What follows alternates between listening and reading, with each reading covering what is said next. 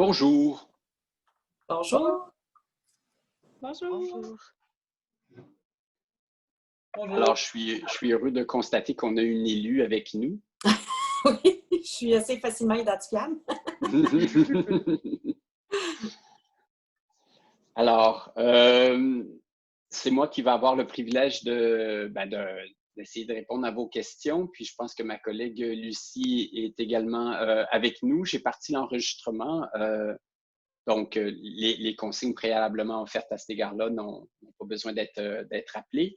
Si vous voulez, pour aider à structurer l'entretien, on pourrait peut-être commencer par des questions de clarification, parce que j'ai eu l'impression de m'enfarger dans mes diapos qui changeaient tout seul et ainsi de suite, puis de vouloir en dire trop en trop peu de temps.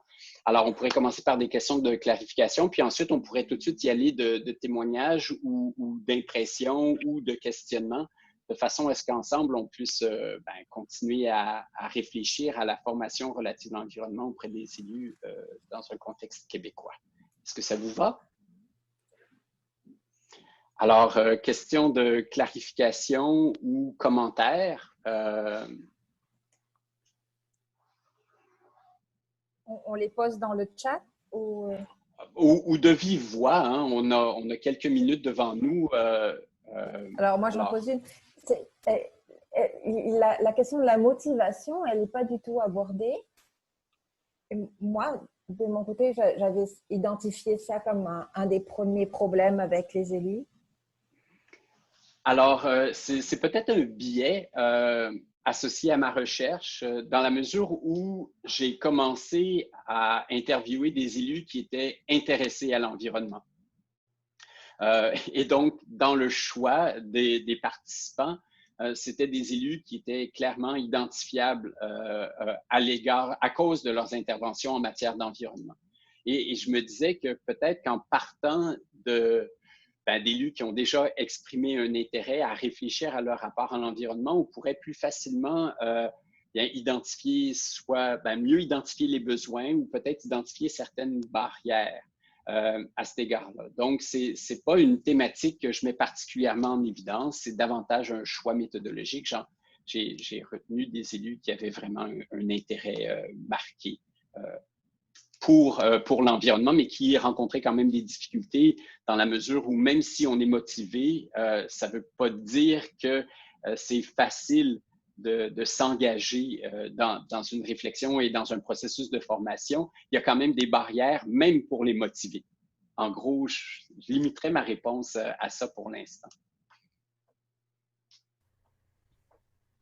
Bonjour. Bonjour. De mon côté, bonjour, Julie Gavimère, je travaille au bureau du scientifique en chef du Québec. Et je pense que votre recherche, elle rejoint beaucoup les quelques observations qu'on a pu faire à notre bureau. Puis, je trouvais ça très intéressant que vous l'abordiez de la façon de l'angle de la formation, en fait, ce travail-là avec les élus. Et je me rends compte qu'il y a beaucoup d'élus qui ont plus un réflexe aussi de consultation. En fait, c'est comme « Ah, j'ai une question sur l'environnement, je vais passer un coup de fil à un chercheur ou une chercheuse que je connais, puis il va me briefer en quelques minutes. » Qu'est-ce qu'on peut faire comme différence entre la consultation et la formation? Je ne sais pas si vous me voyez venir, mais c'est parce que la consultation avec les contrats de recherche, les contrats de consultation qui vont avec, etc., ou quelque chose de très, très one-on-one, et la formation, est-ce que vous voyez une différence là-dedans? Enfin, ça a l'air d'une zone grise un peu. En fait, j'ai voulu mettre l'accent sur les contextes, les approches, puis les stratégies à privilégier. Mais j'ai l'impression que votre question nous renvoie sur quelque chose de plus fondamental, à savoir quelles sont les compétences que devraient avoir les élus. Et parce que quand vous dites l'élu appelle un expert puis lui demande son avis, patati patata, bien, je crois qu'être élu, ça fait appel à des compétences critiques, hein, c'est-à-dire de savoir dire, est-ce que je suis capable de traiter l'information que m'offre l'élu de manière critique? Est-ce que cette information-là, elle est valable ou est-ce une opinion? Est-ce vraiment des données factuelles et ainsi de suite?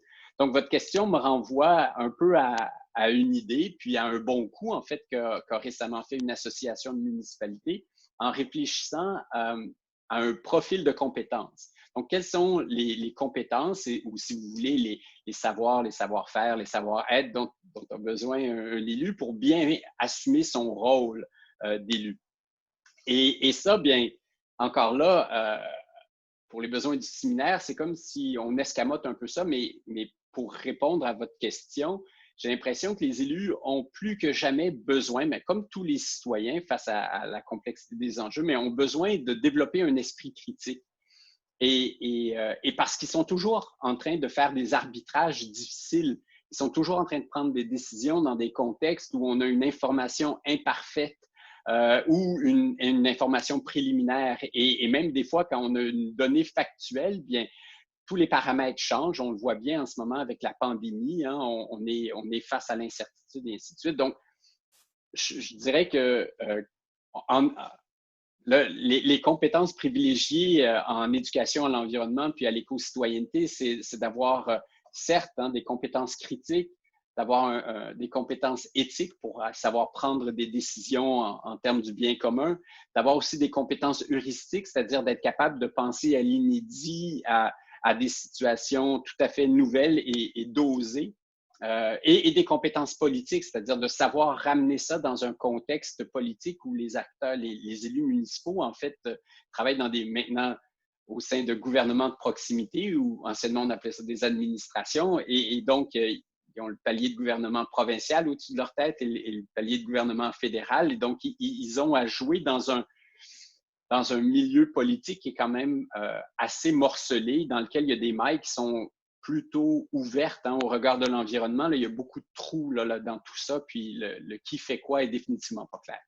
Alors, j'ai eu l'impression de faire un long détour pour répondre à votre question, mais j'ai l'impression qu'il y a une réflexion de fond à y avoir sur les compétences, notamment critiques. Super intéressant. L'idée de la compétence, je la retiens. Est-ce qu'on a une autre intervention? Oui, j'aimerais peut-être. Écoutez, premièrement, dans la présentation que vous avez faite, M. Gartin, je peux vous dire que je me suis reconnue en tant qu'élu. Ah, tant mieux. En tant, évidemment, en tant qu'élu qui est intéressé par le volet environnement et le contexte de ma participation ici aujourd'hui, c'est une invitation qui m'a été envoyée par un citoyen. Nous avons en ce moment un projet qui tient à cœur beaucoup les citoyens. C'est un projet immobilier et qui suscite beaucoup de controverses. Et ce que je réalise, en fait, là où nous sommes rendus en tant qu'élus, ce que nous souhaitons, c'est être en mesure de faire évoluer ce projet-là dans une collaboration entre les citoyens pour en arriver à un consensus, si on peut dire de cette façon-là. Mais évidemment, ce qu'on vit, c'est très politisé et là où, en tout cas, je vais vous en venir avec ma question par la suite, mais dans un premier point, il a été aussi démontré par Laurence là, dans son résumé qu'elle a fait beaucoup le volet où on a l'impression que c'est en confrontation qu'on doit intervenir en tant qu'élu. On est interpellé, vous l'aviez mentionné tout à l'heure quand vous disiez, bon, au niveau du conseil municipal, effectivement, on est interpellé et c'est très politisé au niveau des opinions qui nous sont émises, des questions qui nous sont émises aussi, alors que ce qu'on cherche, c'est vraiment d'aller travailler dans des projets pour les amener, parce qu'un projet domiciliaire peut être un projet qui est bien vu au niveau de l'environnement, peut amener plein de volontés, mais il y a une difficulté, je trouve, et c'est là où je trouve tout à fait intéressant le travail que vous avez fait et j'ai hâte de voir qu'est-ce qui va en découler pour qu'on soit mieux outillés justement à travailler et à faire évoluer aussi les consciences, parce que une question aussi, je pense bien que c'est Mme Julie qui l'a posée ou Mme Pascal qui mentionnait que, bon, ah oui, c'est Mme Pascal, qu'est-ce qu'on fait quand les élus ne sont pas intéressés à l'environnement? Mais moi, je vous dirais, qu'est-ce qu'on fait quand les citoyens ne sont pas ouverts au volet environnement? Parce que ça aussi, des deux côtés, je pense que ce soit élus ou citoyens, c'est ce qui est le plus difficile. Puis dans un comité que nous avons à la Ville de Belleuil de développement durable, c'est un peu ce qu'on essaie de trouver, des façons de faire ou comment se présenter pour, je dirais, faire évoluer la pensée citoyenne pour que justement les projets qui vont être présentés, soit parce qu'ils sont peut-être avec un profit moins élevé ou une perception que c'est moins bien vu économiquement, mais mieux vu du côté de l'environnement, bien à ce moment-là, que ce soit facile de les faire passer s'il y a des règlements d'emprunt à faire voter, par exemple. En tout cas, je m'étends un peu, là, mais en gros, il y a beaucoup d'éléments dans ce que vous touchez qui me rejoignent, puis j'ai hâte de voir la suite aussi. Oui. Mais Je propose justement que Marc-André apporte une brève réponse et il y avait aussi Claude Poudrier qui avait levé la main. Alors, comme malheureusement le temps est court, on va essayer de oui, d'être très ramasser synthétique. les interventions. Oui. Alors, c'est pour ça que la communauté de pratique semble être vraiment une stratégie cadre à privilégier dans la mesure où la communauté, pas de pratique, pardon, mais bien d'apprentissage. La communauté d'apprentissage peut se pratiquer dans un cadre informel, comme certains élus me l'ont exprimé, c'est-à-dire juste un groupe d'élus qui réfléchit à des questions entre élus et qui comme vous l'avez mis, mobilise plein d'éléments de contexte parce que vous avez à travailler avec un flux constant d'informations, d'apports et ainsi de suite. Donc, dans un cadre informel, la communauté d'apprentissage peut être vraiment un espace intéressant à créer. Et ce que j'ai remarqué, c'est que les élus qui utilisaient cette stratégie-là le faisaient souvent avec des élus, mais qui ne venaient pas de la même municipalité qu'eux, même pas de la même région. Ce qui fait que ça dépolitisait un peu, comme vous disiez, les questions, ça mettait ça mettait un peu d'oxygène dans la salle. Comme ça, les gens ne se sentaient pas pris dans les dynamiques politiques qui sont très vives. Mais à l'inverse, elle peut être pratiquée aussi dans un cadre plus structuré et même adaptée comme étant une pratique dans laquelle s'engagent les comités consultatifs des municipalités. Alors, on peut se dire qu'un comité consultatif peut être une communauté d'apprentissage, c'est-à-dire où on se permet de réfléchir à des questions. Alors, c'est des instances qui existent déjà dans les villes, dans lesquelles on peut se placer en apprentissage. Je sais qu'il y a une tension parce que c'est difficile pour un élu. Au Québec, souvent, on a même dans le cadre du séminaire utilisé le terme décideur. Et donc, qu'un décideur arrive à table et se dise « je ne sais pas et je vais apprendre avec vous ». Des fois, c'est inconfortable, mais c'est souvent la réalité. Alors, il y a peut-être cette humilité-là à prendre. Je m'en tiendrai à ça pour Mme Trudel, mais ça me fera plaisir d'en reparler plus tard avec vous aussi. Il nous reste 3 minutes, alors on va écouter l'intervention de Claude Poudrier. Merci, Lucie. D'abord, je veux te saluer, Lucie, et merci beaucoup pour… oui. Est-ce que c'est possible de monter le son de ton appareil? Et je vais tenter ou bien je vais m'approcher davantage du micro. Parfait. Oui. Ça va? Alors, merci beaucoup pour cette belle rencontre, Lucie.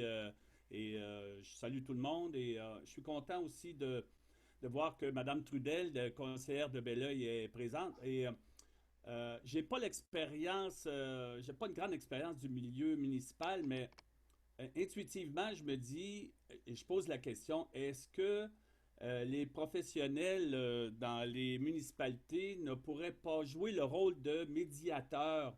Ils sont des personnes ressources dans les municipalités, mais est-ce qu'ils ne deviendraient pas des médiateurs quand il y a des confrontations? Où les gens, les élus pourraient se référer aux professionnels lorsqu'il y a des arguments qui viennent de la population ou autre.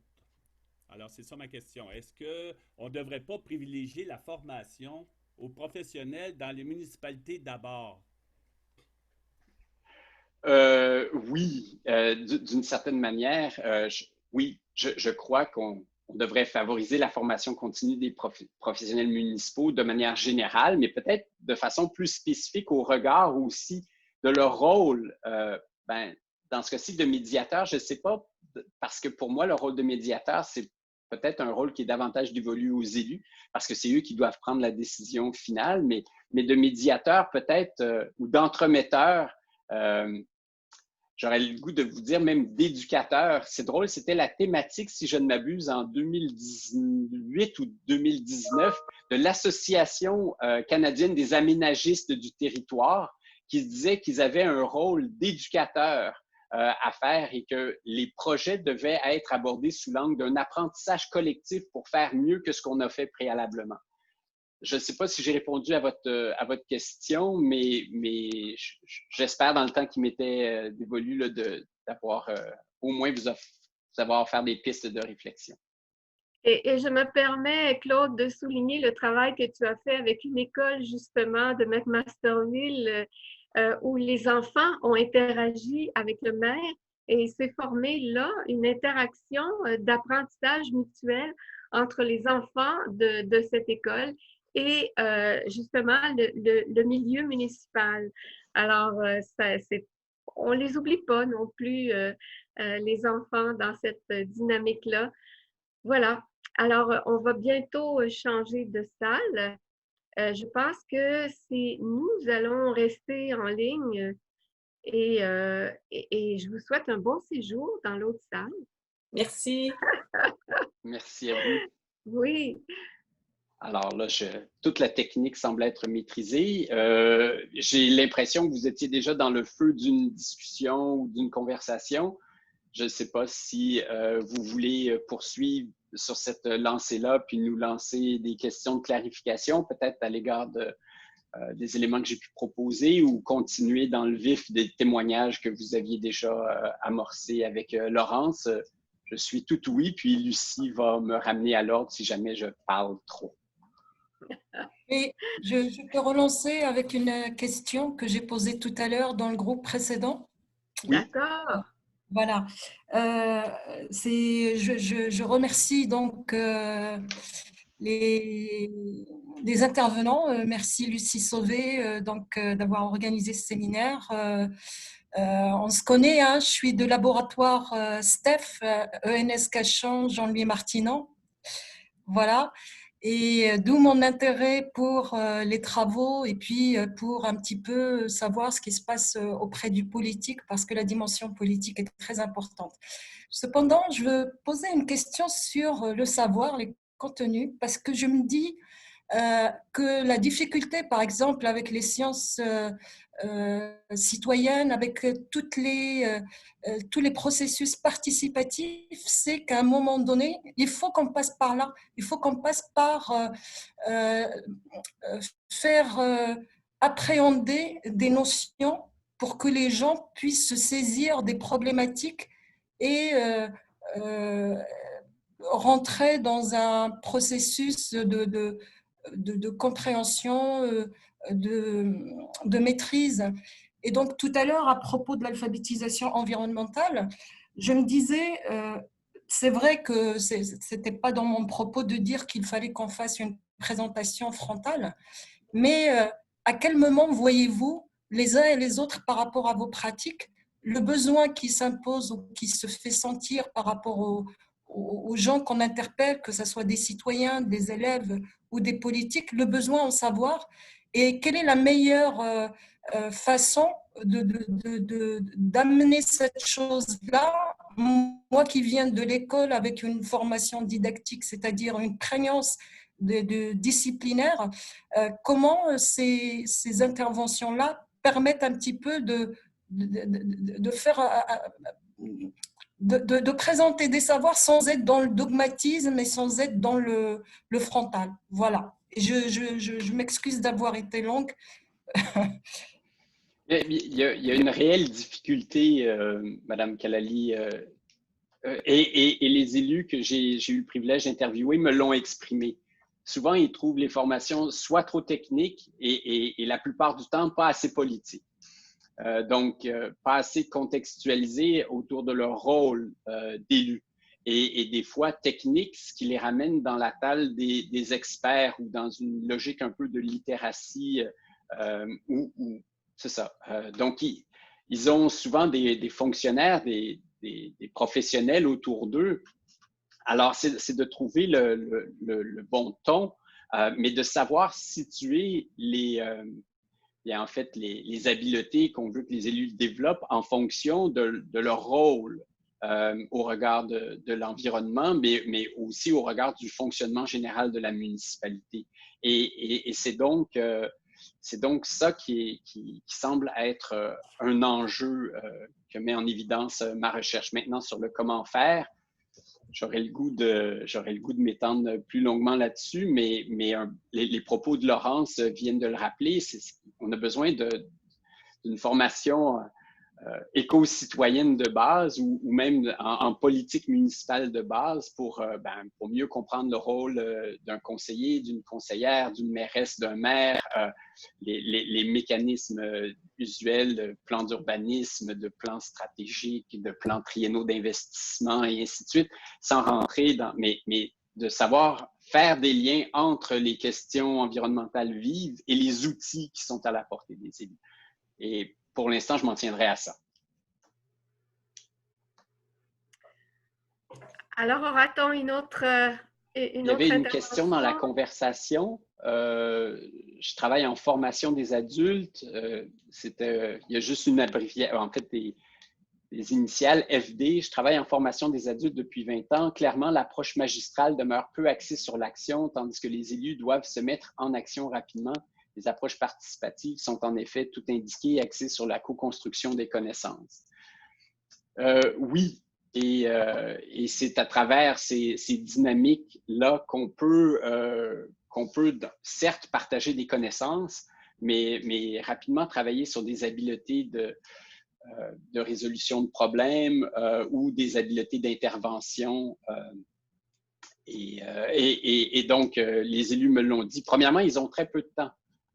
Puis deuxièmement, c'est très difficile de réunir des élus autour d'une table. Ils ont déjà des réunions, ils font ça souvent en temps partiel et tout. Alors, il faut vraiment penser adéquatement les processus et rapidement les mettre dans l'action. Parce qu'on connaît aussi des processus inverses, des longs processus de concertation qui finissent plus d'aboutir et qui finissent par manquer les opportunités stratégiques qui sont associées aux mandats qui sont très courts des élus, hein, parce que les élus sont habituellement avec nous 4 ans, des fois 8 ans et rarement plus. Je m'en tiens à ça pour le commentaire. Oui, Catherine. Dans le fond, je me posais une question parce que les élus passent rapidement, parce que tout à l'heure, vous disiez développer leurs compétences, résolution de problèmes, tout ça. En fait, moi, en tout cas, dans mon rôle, ce que j'attends des élus, c'est qu'ils prennent, en tant que coordonnatrice en environnement dans une MRC, ce que je m'attends, c'est qu'ils prennent position. C'est principalement ça, en fait, ils doivent analyser la situation puis prendre position en faveur. Tu sais, souvent, c'est ce qui se passe. En tout cas, moi, je travaille plus avec des municipalités rurales, là, donc ils se retrouvent devant des situations où il y a plusieurs possibilités puis ils doivent prendre position. Ils doivent prendre des orientations dans le futur. Donc, je me questionne, on dirait que moi, vraiment, là, la question du contenu à une petite fille, comment amener le contenu pour que ça soit léger et qu'il se l'approprie, et qu'on évite de tomber dans le piège des raccourcis, puis du fait que finalement, c'est plus complexe que ça. Il y a cet élément-là, mais ce qui vient de me popper, c'est est-ce que les directeurs généraux ne devraient pas être impliqués dans la démarche? On parle souvent des élus, mais en fait, les piliers de ces municipalités-là, ceux qui sont là pendant 20-25 ans, c'est les DG, puis c'est eux qui déposent les dossiers, c'est eux qui animent les conseils. C'est ce qui vient de me venir, là. Alors, à ce niveau-là. Je me permets de segmenter ta question. Il y a une question de temps, puis il y a une question ensuite d'interaction avec les directions générales. Dans le temps, je pense que c'est ça qui nous interpelle beaucoup comme professionnels en environnement, parce que je me souviens moi-même, à un moment donné, après 3 conseils municipaux, d'avoir voulu jeter la serviette dans la mesure où j'avais l'impression de toujours recommencer. Donc, il faut comprendre qu'on a 4 ans. Et peut-être que ça veut dire qu'il faut être capable de réfléchir à un processus. Qu'est-ce qu'on fait en premier? Qu'est-ce qu'on fait en deuxième? Qu'est-ce qu'on fait en troisième? Et ainsi de suite. Et peut-être que dans la première année, il y a certaines approches qui seraient à privilégier avant que les questions vives ne deviennent intraitables ou trop polarisantes. Puis ensuite, de développer, de passer de connaissances de base au début pour développer certaines habiletés ensuite, et ainsi de suite, puis être capable de réfléchir à des moments à l'échelle d'une MRC clés sur une période de 4 ans. Puis pas commencer par le trop difficile, hein? Alors, il faut commencer par des trucs qui sont à leur portée. Et pour les municipalités rurales, il faut voir. En fait, je crois sincèrement que les MRC, c'est vraiment un lieu à privilégier parce que tu peux réunir une masse critique d'élus hein, qui viennent de toutes les municipalités, et ainsi de suite. Donc il y a une réflexion à y avoir sur les 4 ans et de voir comment on serait capable de structurer davantage un processus, bien que c'est dans un cadre non formel, mais un processus de formation sur 4 ans avec certains éléments de connaissances, certaines habiletés à développer, puis surtout de toujours mettre en contexte, donc de développer des savoir-être qui sont propres à ça, à mettre en contexte dans un premier temps. Oui, à cet effet, je dirais que la politique environnementale d'une municipalité peut être un bon fil conducteur, thématique par thématique, pour se réapproprier les différents aspects, en tout cas. Maintenant, Odette, Odette avait une question, un commentaire. Puis par rapport, excuse-moi, mais par rapport au DG, c'est super quand tu as un DG qui est allumé, tu as un DG qui est ouvert d'esprit. Ça peut devenir castrant quand tu as un DG qui est un peu autocratique et qui est très autoritaire. Alors, de là, l'idée de former aussi les professionnels en environnement, les professionnels municipaux, au regard de leurs responsabilités comme formateurs d'élus aussi. Et il ne faut pas former pour qu'ils... On ne clone pas, on forme. Alors, il y a une grande différence. Il y en a qui voudraient les former à leur image. Ce n'est pas nécessairement ça la logique, c'est de les former à leur rôle d'élu et de les aider à développer des compétences. Alors, ce n'est pas du clonage. D'accord. Alors, Odette Sarrazin du RVHQ. Oui, du RVHQ et du marché Brandon, à Saint-Gabriel-de-Brandon, dans la Naudière. Donc, c'est ça, par rapport à tout ce qui s'est dit, le commentaire que je voulais faire, c'est de valoriser le travail des élus parce que souvent, nos élus dans nos municipalités, ben, ils sont élus par acclamation le plus souvent. Il n'y a pas vraiment d'élection et tout ça. Puis, en tout cas, donc, ça, c'est un des aspects. L'éducation de la population, je trouve ça primordial. C'est quelque chose qu'on... En tout cas, pour avoir fait quelques interventions dans une école, les jeunes sont très intéressés à la politique municipale, mais il faut leur donner l'occasion et leur donner un projet à présenter. Moi, je l'ai fait avec les communautés bleues. Et dans un troisième mot que j'aimerais dire, c'est qu'il s'en vient les élections municipales en 2021. Et est-ce que dans vos groupes, ou peut-être que vous autres à l'université, avez-vous pensé à organiser, comme on l'a fait pour le fédéral il y a 2 ans, je pense, 2 ou 3 ans, des débats avec nos élus, avec les candidats qui se présenteraient? Je trouve que c'est un moyen d'éducation populaire en partant. Et deuxièmement, c'est de connaître les gens qui vont nous représenter. Il me semble que, en tout cas, ça dynamise le milieu, puis aussi, bien, ça valorise, je pense, de pouvoir discuter en équipe comme ça devant la population des motivations qu'on a à se présenter comme élu. Donc, ce seraient mes commentaires. C'est une stratégie que nous avons adoptée dans le cadre du comité consultatif en environnement de la ville dont je fais partie, effectivement. On est en train de prévoir là, une démarche d'éducation à la démocratie aussi des citoyens et d'interaction avec les élus actuels et les futurs candidats. Alors, puis-je juste réagir juste très brièvement? En fait, vous m'avez fait penser au fait qu'on parle d'élus municipaux comme étant à tort. Il ne faut pas se représenter ça comme étant une masse homogène. Et vous mettez en évidence le fait que les municipalités rurales ont des défis, notamment sur le plan démocratique, parce qu'il y a souvent beaucoup d'élections par acclamation, qui ne sont pas les mêmes défis que pour les grandes municipalités où là, il y a des tensions organisationnelles parce que l'appareil municipal est tellement gros. Alors, chaque contexte, chaque milieu municipal a ses défis et définitivement, il y a des défis pour le milieu rural, puis il faut encourager la participation démocratique. Puis dans les grandes villes, bien, il y a des défis de dialogue et de ne pas trop polariser les débats, de créer des espaces où vraiment les gens s'engagent à un dialogue authentique pour pas que ça devienne des guerres ouvertes puis du politicaillage. Donc, chaque milieu municipal a ses défis.